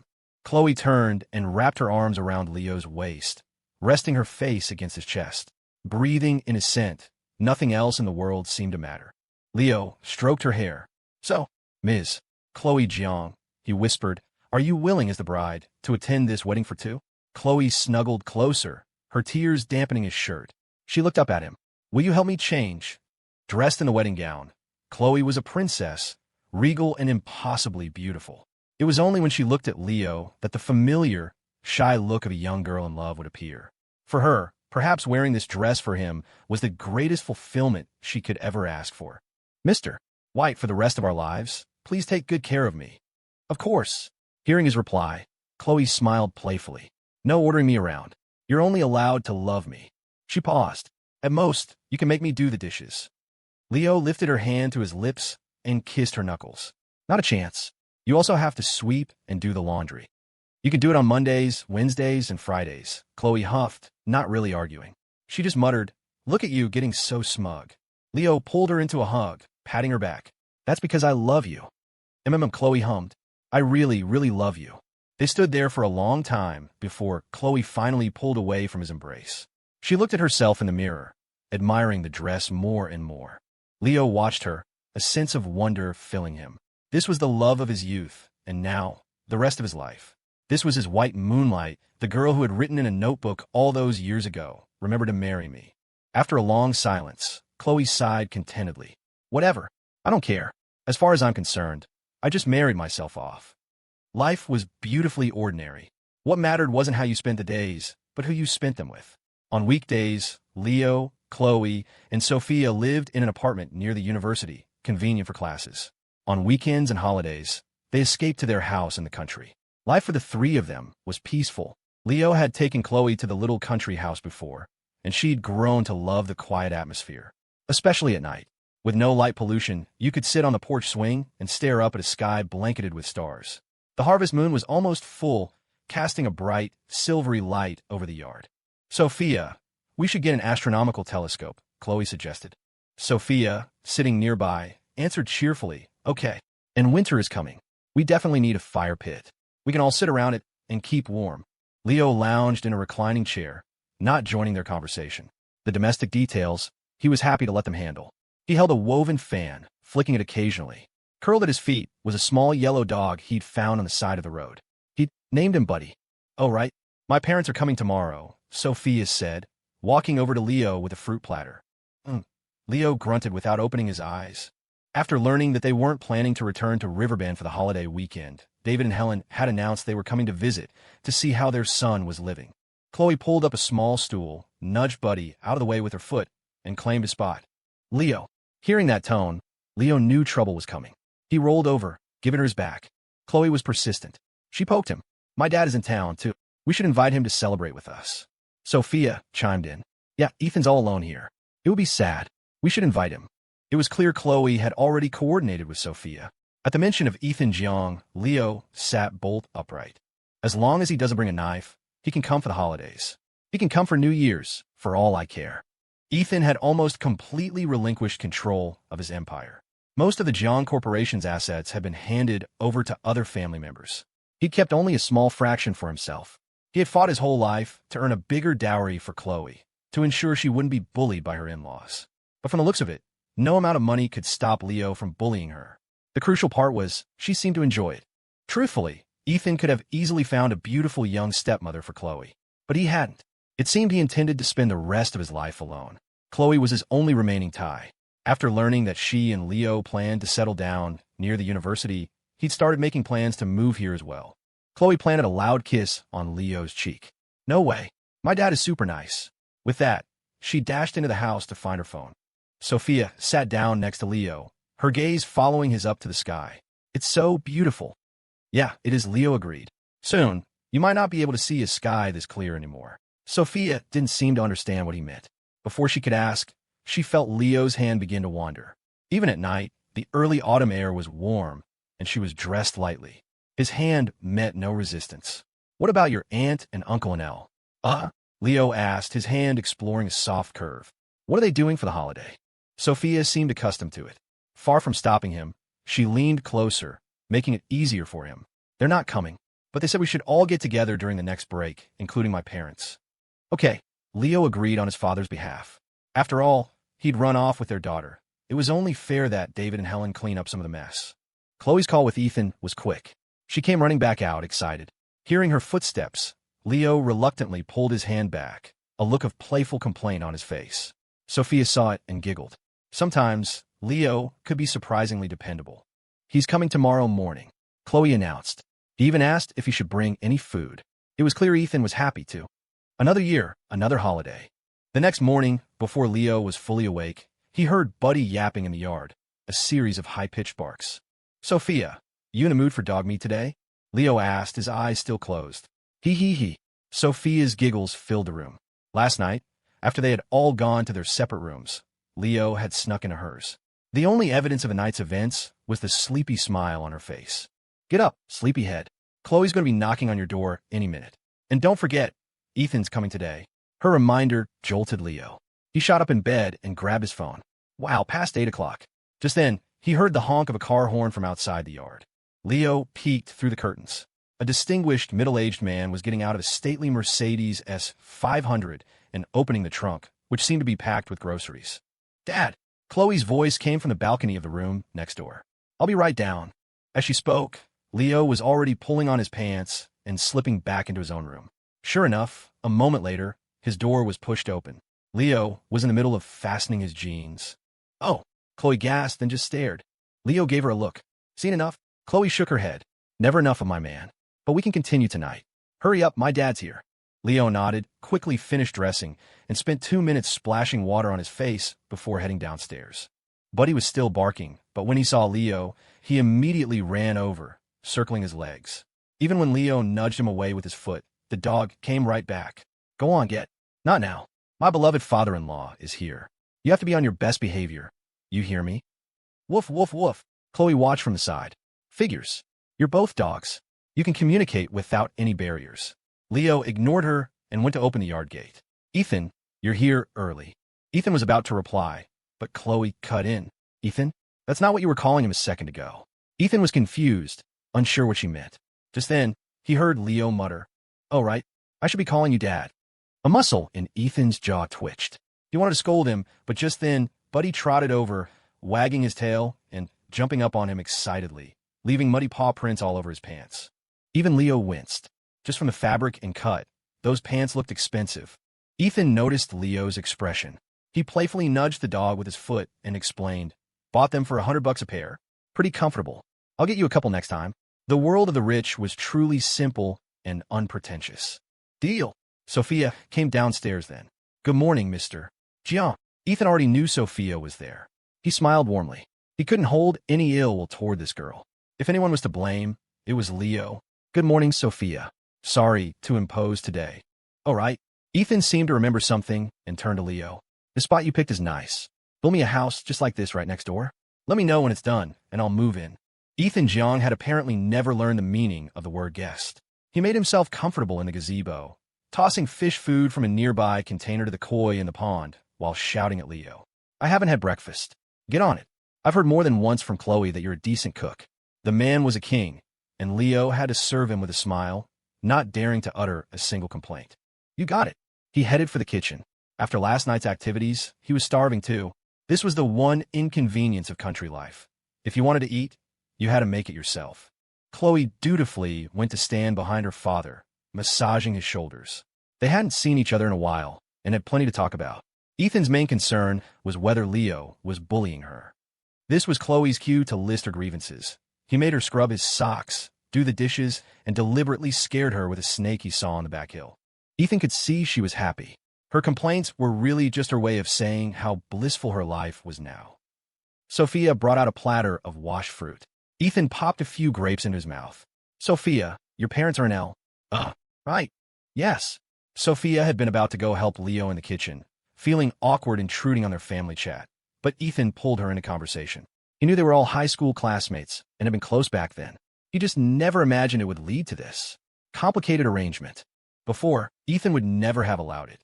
The fact that he hadn't broken Leo's legs was a sign of immense restraint. But so much had happened in the past year. Even Ethan had to admit that, aside from his lack of romantic exclusivity, you couldn't really find a single flaw in Leo, especially the guts it took to transfer all his assets away. Ethan knew, deep down, that was something he could never do himself. "So, what are your plans for the future?" Ethan asked. "You're all young. You're not really going to retire here already, are you?" Leo, coming to call them for breakfast, overheard the question. Sophia smiled gently. Chloe, however, answered with excitement. "Of course not. We didn't have a choice when we were in school. But once we graduate, we're going to take a road trip across the country. We'll stay in each city for a few days, experience all the different cultures." As Chloe described their future, Ethan just listened quietly. When he saw Leo, he asked, "Is the food ready?" After getting confirmation, he added, "I saw that creek behind your house. Want to go fishing after we eat?" Leo knew this was Ethan's way of saying he wanted to talk. He agreed without hesitation. "Sounds good." After the meal, Ethan retrieved a tackle box from the trunk of his Mercedes and headed for the creek. Chloe wanted to tag along, but both Leo and Ethan shooed her away, so she pouted and gave up. Once the lines were in the water, Ethan sat on a folding stool, crossing his legs. His eyes were fixed on the bobber as he asked without turning his head, "What are you going to do about the companies?"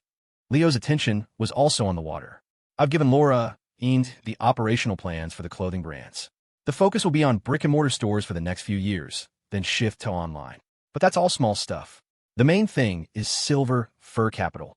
He explained, I've outlined the key investment projects for the next few years, but I'll need your people to look over the details and keep things on track. Ethan nodded. Even though Leo didn't plan to be directly involved, he'd already set everything up perfectly. Ethan hadn't taken many of his old company's assets, but he'd brought almost all of his key people with him. Many of them were now working within Leo's former industrial empire. It's good to be young, Ethan sighed. If I were your age, the Jiang Corporation would still just be the Jiang Corporation. Leo remained silent. The truth was, the Jiang Corporation had deep-seated problems. With Ethan gone, things would only get harder. And with the rest of the Jiang family being arrogant, incompetent, and extravagant spenders, it was only a matter of time before it all came crashing down. Leo had no intention of interfering. He'd even told Chloe to stay out of it. He and Ethan talked for a long time about business, family, and future plans. Ethan, for all his public power, was just a man with his own worries. Finally, he got to the heart of it. If, and this is a big if, he said slowly, if Chloe ever gets tired of this life, if it's possible, give her the right to choose again. He seemed to think of something and quickly added, don't worry. All the assets will be returned to you. Just then, Leo saw his bobber dip sharply. He yanked the rod back, setting the hook. Fish on. You don't have to worry, either, Leo said as he unhooked the fish and dropped it into the keep net. That day will never come. He washed his hands and continued. And even if, by some miracle, it did, the choice would be hers alone. One sentence could save Ethan a world of anxiety. Leo didn't mind saying what the man needed to hear. Ethan finally seemed to relax. How's the catch? A new voice called from behind them. It was David White. Your son's not bad, Ethan replied. David walked down to the creek bank side and gave Leo a look loaded with meaning. Leo felt defensive. Dad, what's with that look? Ethan just complimented me. Was he wrong? David squinted at him. After not seeing him for a while, Leo had filled out a bit. The so-called happy wait. Your mother wants you to pay back the living expenses she gave you. Leo had tricked them all, making them believe he was bankrupt. They had been worried sick. It was only much later that they learned his bankruptcy was just a matter of moving money from his left hand to his right. Leo didn't answer. He just said, Dad, you and Ethan can chat. I'm going to head back. He needed to gauge Helen's mood. If there was danger, he'd make a run for it. The only person who still dared to discipline Leo and follow through was probably his mother. She was the type to literally chase him with a feather duster. David saw through him and waved him off. Go on, get out of here. Back in the yard, harmony reigned. Helen's face was one big smile as Chloe and Sophia sweetly called her Annie Helen. At least, it was harmonious until Leo showed up. Well, look at this. Mother-in-law and daughters-in-law getting along so well. Guess there won't be any drama. Sophia and Chloe fell silent, just glaring at him. Helen's smile vanished. Sophia and Chloe have wonderful personalities. Not like you heartless boy. You even scammed your own mother. So, Helen wasn't going to deny his description of their relationship. That made Chloe and Sophia even more hesitant to speak. Leo, however, put on a fawning expression. Now, calm down. How about I have them both call you Mom, too? Helen, who had been cracking sunflower seeds, froze. She looked at Leo. Is that really okay? Sophia rolled her eyes and looked for an escape. Chloe stomped her foot in embarrassment. Just in time, Leo changed his tune. Of course not. Helen's anger flared. But Leo leaned in and whispered, the little brides are shy. When they visit alone someday, they'll call you Mom one by one. You little rascal. Helen smiled. Then it's a deal. Chloe and Sophia, who hadn't gone far, overheard but pretended they hadn't.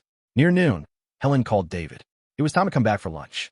David and Ethan returned, but they left their fishing rods by the creek, planning to go back after eating. It seemed their luck had improved after Leo left. It's better when it's lively, Ethan remarked during the meal. He felt like it had been a long time since he'd experienced this. Chloe smiled at him. Then come visit more often. Ethan didn't refuse, perhaps loosened up by the alcohol. His words were a bit slurry. Yeah, I should. Don't know when I'll get to hold a grandchild. Cough, cough, cough. The wine in Leo's throat went down the wrong way, burning. The table fell silent.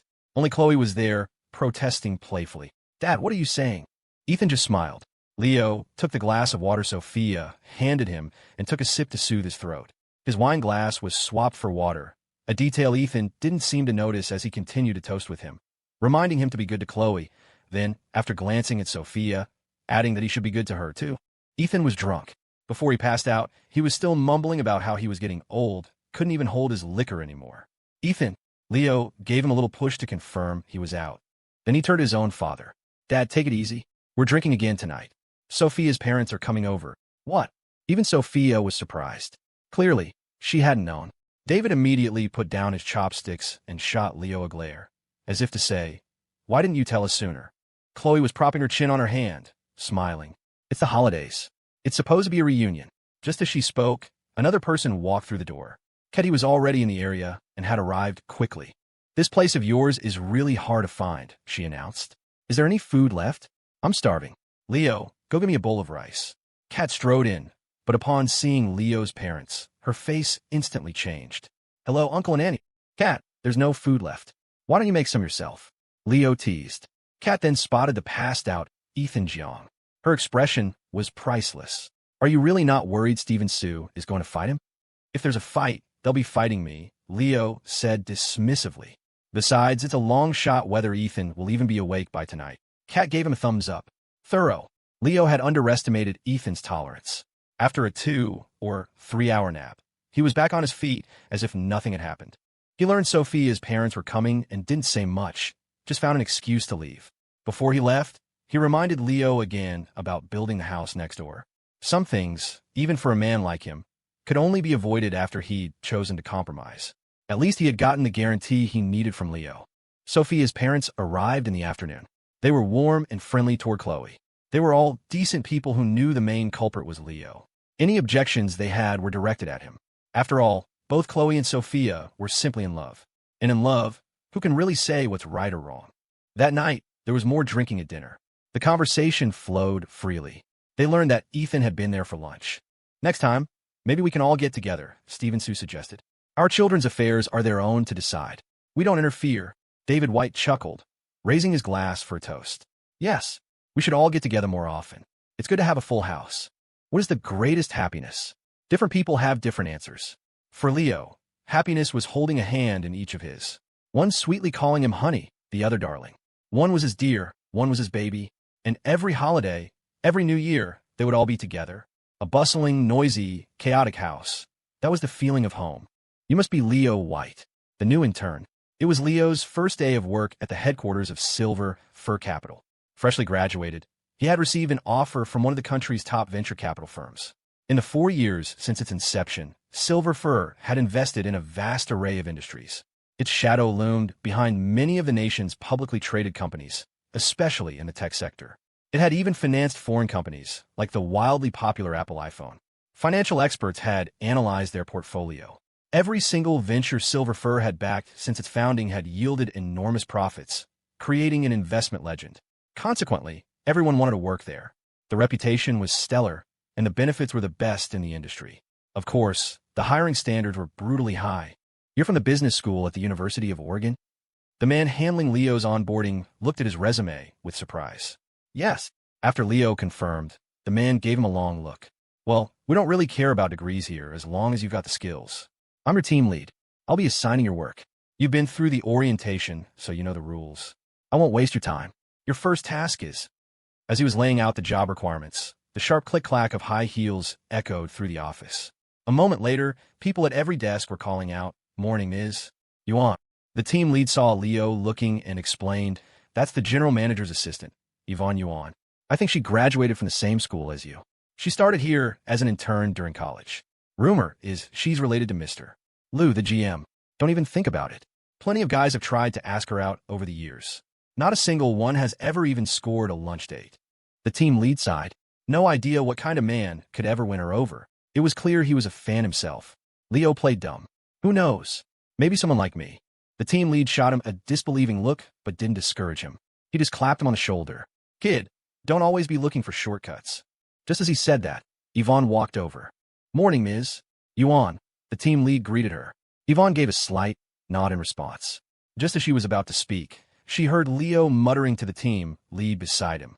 "If I can get her to have lunch with me, you buy me coffee? If I can't, I'll buy you one." Yvonne was standing right there and heard every word. She rolled her eyes. Only Leo would have such a bizarre sense of humor. But she didn't expose him. She was happy to play along. The team lead, however, was terrified. He couldn't believe Leo had the audacity to say that so openly, right in front of her. The fearlessness of youth. Afraid Yvonne would get angry, he quickly tried to explain. "Ms. Yuan, please don't mind him. He's new, He doesn't know the rules. Before Yvonne could speak, Leo cut in. Ms. Yuan, what I meant was, I'm new and don't have a cafeteria card yet. Could I borrow yours? Of course, Yvonne replied without a moment's hesitation. The team lead was stunned. But then he remembered they were from the same school. Maybe they already knew each other. Yvonne's next words confirmed it. I'll wait for you at noon. For now, come with me to my office. She turned and walked toward the elevator without a backward glance. The entire skyscraper belonged to Silver Fir Capital. Leo's department was on the 17th floor. Yvonne's office was on the 20th. As the team lead stood there, mouth agape, Leo patted his shoulder. I'll be right back. Don't forget my coffee. The team lead blinked. He probably agreed, right? Once they were in Yvonne's office, she shut the door behind them. So, how does it feel to be a working man? Leo nudged her away. We're just talking. Why are you standing so close? Yvonne shot him a wounded look. He was just pretending not to know. She went to the floor-to-ceiling window, looking out over the city. For years, Leo had witnessed its transformation. The door opened. You're here, Laura Eanes said as she entered. Yeah. Leo sat down in Yvonne's chair. Laura habitually poured him a glass of water. You heard about the Jiang Corporation, right? Laura asked. Chloe didn't say anything, but when I mentioned it to her, I could tell she was a little sad. In 4 years, the once mighty Jiang Corporation had exhausted its luck. Its capital chain was broken. Without a new injection of funds, bankruptcy was just a few months away. Ethan was living a quiet life nearby and wasn't getting involved. He only had a few independent businesses left and not enough cash flow. Even if he wanted to save it, he couldn't. Leo leaned back, crossing his legs, and took a sip of tea. Proceed with the acquisition. Laura nodded. It was, after all, the Jiang Corporation. Even knowing it would be a loss, they would still buy it. All right, I'll leave you two to chat. I'm heading out, Laura said. And this is an office. Keep it down. Her words were heavy with implication. What are you talking about? Leo said, getting up. I'm going back to work. He glanced at Yvonne before leaving. Oh, right. Cafeteria at noon. Don't be late. He was gone before Laura, leaving Yvonne with a look of disappointment. Laura put a hand on her shoulder. He's a real piece of work, isn't he? He's just a junior employee now. You should make his life difficult. Yvonne burst out laughing. Yes, you're right. He's in my company now, under my watch. I'll show him. Laura smiled and patted her shoulder, then left. She sighed to herself. In the blink of an eye, she was a 30-year-old woman. And still, she had no desire to get married. It seemed her destiny was to work for Leo for the rest of her life. When Leo returned to his desk, he was swarmed with curious co-workers, all wanting to know his relationship with Yvonne. He just said they were old classmates, now colleagues. Nobody believed him. It wasn't until after work, when they saw a girl even more beautiful than Yvonne waiting for him at the entrance, their interactions clearly intimate, that they began to have their doubts. I have to tell you something, Chloe said gravely once they were in the car. What's wrong?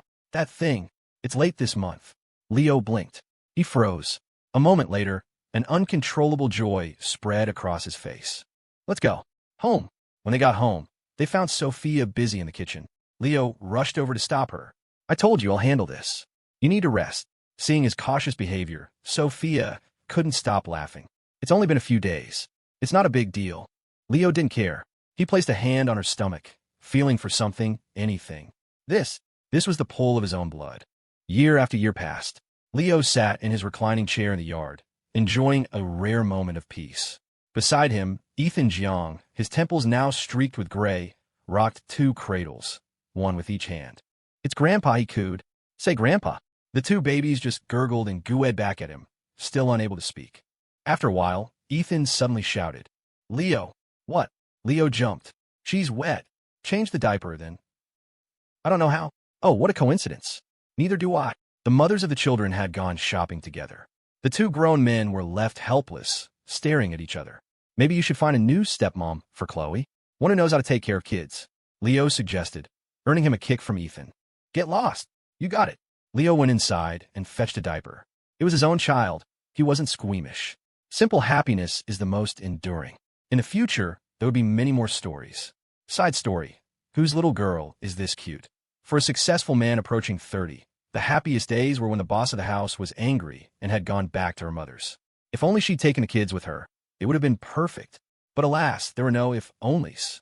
Daddy, we're having fish for dinner.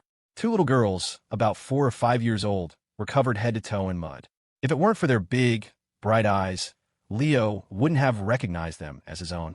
He was currently debating whether to scold them first or wash them first. But when they proudly pulled 2 small sunfish from their pockets, Leo decided the scolding could wait.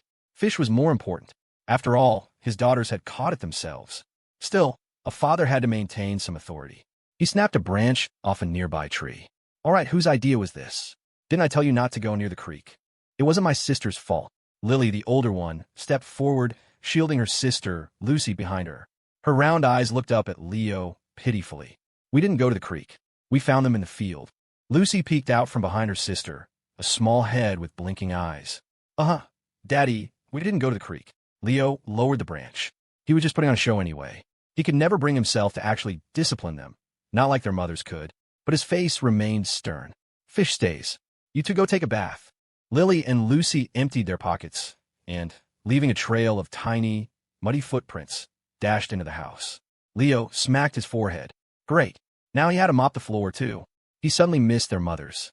He picked up the phone to ask when they were coming back. Busy. You said taking care of the kids was easy, so you can experience it for a few days." "Gotta go, they're calling me." Chloe hung up. In the final moments, Leo could have sworn he heard his own mother's voice in the background, telling Chloe not to pay him any mind. 3 women make for a noisy drama.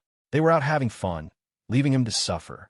He thought about asking David for help, but his father said he was enjoying his rare few days of freedom from Helen's rules and had no intention of wasting it on babysitting.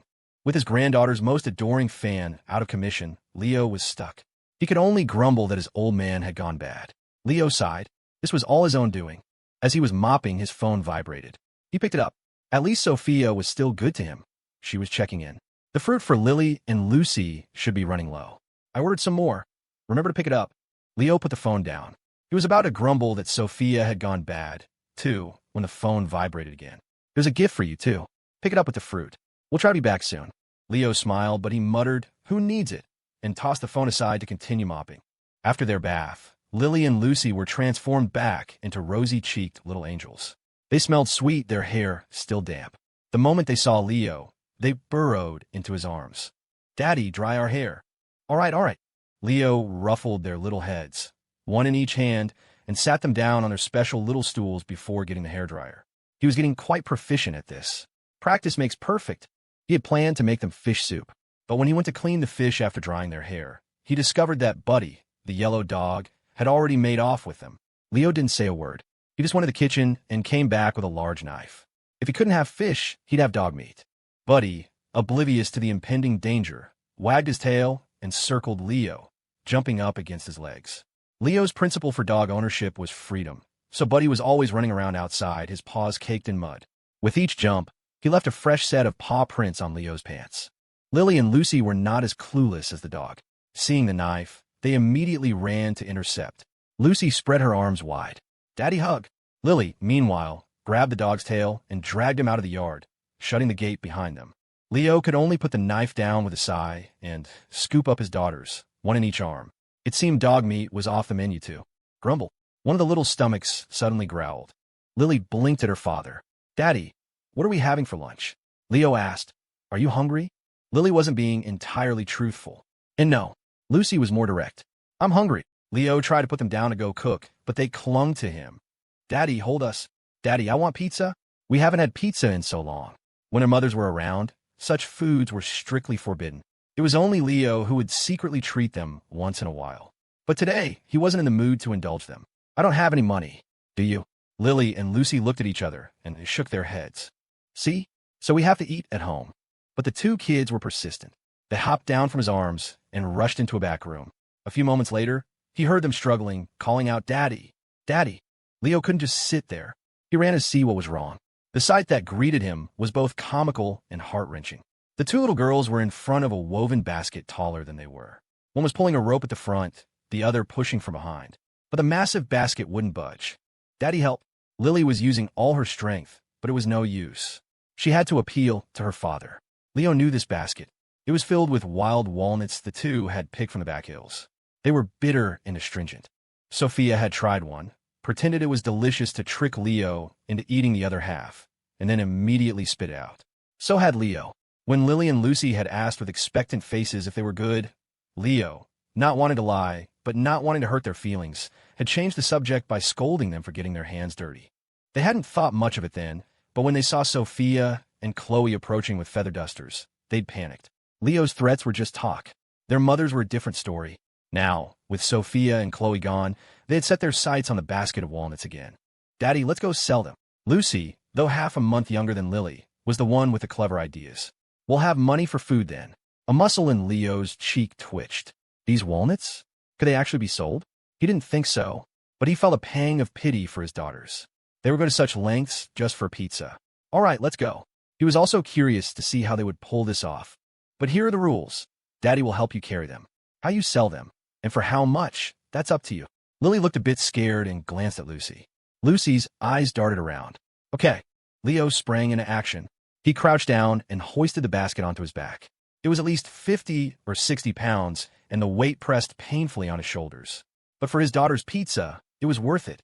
He loaded it into the back of his Land Rover. He bought a few more cars over the years, but his daily drivers were still this old Rover and the Porsche Cayenne parked by the door.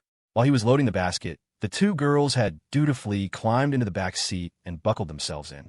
"Daddy, let's go," Lucy commanded. Leo played along and hit the gas. The area around the university had developed rapidly over the years. While it couldn't compare to New York or L.A., it was still a premier region in the country. The Apex Plaza, one of its most prosperous commercial centers, was a bustling hub of high-rise buildings and constant foot traffic. At the center of the plaza was a commercial tower housing a collection of top domestic and international brands, a concentration of luxury goods. Most people who came here were dressed to impress. Amidst a crowd of trendy young men and women, a man in a tank top and flip-flops stuck out. If that were all, it wouldn't have been a big deal. The Apex Plaza was cosmopolitan. They wouldn't kick someone out for their attire. There were always a few who came dressed for comfort. The reason this particular man was drawing so much attention, the reason people were doing double takes, was because of the two little girls beside him, who looked like they were carved from jade. They were so pink and tender, so unbelievably cute, that once you saw them, you couldn't look away. "Walnuts! Get your walnuts!" Lily and Lucy shouted in unison. Their childish voices were almost lost in the plaza's din. But it was that tiny, earnest sound that was most heart-tugging. Sure enough, people started to approach. One man, intending to buy a small bag, heard the price and immediately walked away. He wanted to help the little girls, but he didn't want to be treated like a fool. Even Leo was taken aback. The wild walnuts looked terrible. He had no idea how his daughters had landed on the celestial price of $30 a pound. But he promised not to interfere, so he let them be. And what do you know, with a big enough crowd, someone actually bought some. A young woman in her early 20s stopped. Lily and Lucy peppered her with so many sweet misses that she completely melted. She wanted to just stuff the money into their hands, but they refused to take it, which only made the woman like them more. She was about to buy the whole basket when Lucy stopped her. "Miss, it's too much for you to carry. Just buy 3 pounds, please." "Thank you." She even used a little scale to weigh them out, making sure to give a little extra. Honesty was their policy. As the woman left, she shot a cold look at Leo. "It's a real tragedy these two have you for a father. If you had any sense of responsibility, you wouldn't be making them sell things out here." In her eyes, the exorbitant price was clearly Leo's idea, a ploy to use his cute kids to exploit people's sympathy. Leo just shrugged, unconcerned. "Oh." The woman sighed and walked away. She hadn't gone far before she was stopped by the general manager of the Apex Plaza. "Ma'am, hello. I'm the general manager of the Apex Plaza. My name is Lou. Please accept this Apex VIP card. It's valid for any purchase at any brand under the Apex Group. Purchases under $1,000 are free, and anything over that is 30% off." The girl was shocked. When she recovered, she said, "Mr. Lou, I work at Silver Fur. Thank you, but you should give this to someone else. I have no use for it." "But Mr. Lou wasn't listening. He was staring intently at the little girls. A whole group of executives stood nearby, all with the same look. Their hearts were in their throats. These two little princesses could not be allowed to suffer on their watch. The woman with the VIP card looked from Mr. Lou to the two girls and the man with them. He suddenly looked familiar. "Oh my God." She clapped a hand over her mouth, her eyes wide. She quickly took out her phone, snapped a picture, and sent it to a contact named Director Yuan. "Director Yuan, this can't be CEO White, can it? He's here with his daughters." "Selling walnuts?" A reply came back almost instantly. "Send me the location." The 3 exclamation points made it clear. This really was the legendary CEO White, a living financial myth. The young woman's eyes went blank. "I'm so dead," she whispered. "What did I just say to him?"